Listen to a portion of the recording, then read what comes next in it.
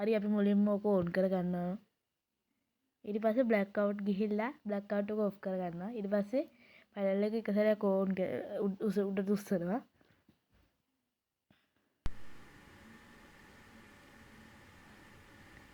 ආයි black out එක එක සැරයක් ඕන් කරලා ඔෆ් කරනවා. ඊට ආයි පැනල් එක උස්සනවා. ඊට පස්සේ ඒ පැනල් එකයි පේට් කියන පැනල් එකයි උස්සනවා. ඊට පස්සේ රෙඩ් එක උස්සනවා. මේ ග්‍රීන් කොළ එක බ්ලූ නිල් රෙඩ් බටන් එක උස්සලා පස්වෙනි මේවකින් එක ෆ්ලෑෂ් කරනවා.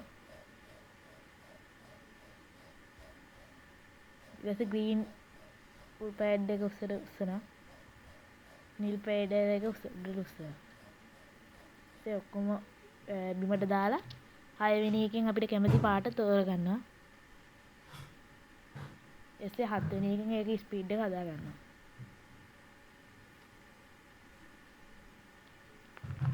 ඔය ටික විතරයි. එච්චරයි. ගිහින් එන්නම්. හැමෝටම ස්තුතියි.